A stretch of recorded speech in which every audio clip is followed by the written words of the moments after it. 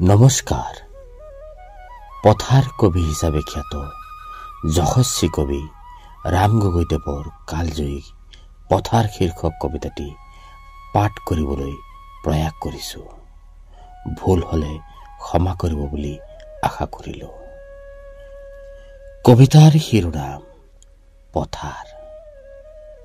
কবি ৰাম গগৈ।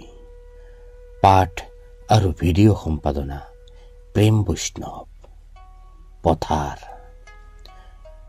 শাওনৰ মেঘমুক্ত নীলাকাশ, সূৰ্যস্নাত ক্লেদময়, সেই বিশাল পথাৰ বিপুল সম্ভৱা। নাঙলৰ শিৰলুত সোণফলা মাটিৰ কামনা, ঘৰ্মাক্ত দেহ আৰু দেহাতীত সৃষ্টিৰ চেতনা।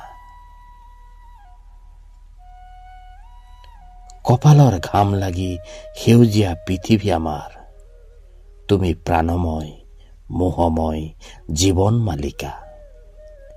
পথাৰ তোমাৰো স্বীকৃতি আছে, তুমি কোনোবা আদিতম মানুহৰ সংগ্ৰামৰ ইতিহাস আৰু সভ্যতাৰ স্তৰে স্তৰে একোটা নিৰ্ণয় সূত্ৰ। মৃতম্লান কৃষকৰ সাধনা কঠোৰ, নিৰন্ন বিমৰ্ষ আৰু ক্লান্ত। শ্ৰান্ত সন্ধিয়াত দুচিন্তা দুঃসহ হৈ পৰে মহাজনী অৰ্থনীতি।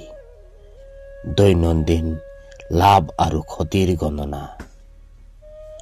পাৰ ভাঙি পানী আহে, সোঁতৰ চেৱে চেৱে বাঢ়ে, নাচে আৰু হাঁহে। ক্ৰূৰ স্পৰ্শ ফেনিল উত্তাল তৰংগৰাজি বুকুৰ সেউজীয়া সপোনটোকে কাঢ়ি লৈ যায়।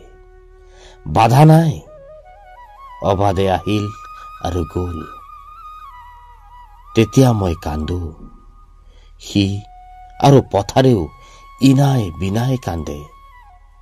বিচিত্ৰ অভিব্যক্তি, সন্মিলিত কৃষকৰ সমস্যৰ দৃঢ় কণ্ঠ।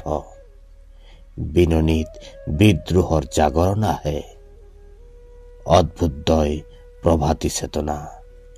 অগ্নি দীক্ষা দ্ৰুত অভিযান, অবিৰাম অধিকাৰ।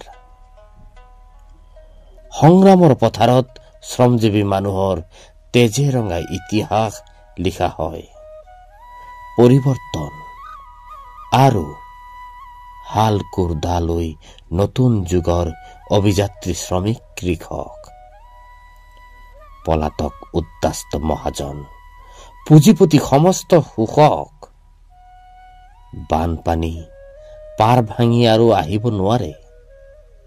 সেউজীয়া প্ৰাণৰ পথাৰ সোণালী ৰূপালী হয়, বাকৰিত সোণগুটি লাগে। নতুন আৰু নতুন সেই পথাৰ, সেই সৃষ্টি সম্ভৱা বিপুল পথাৰ। তোমাক নমস্কাৰ, তোমাক নমস্কাৰ।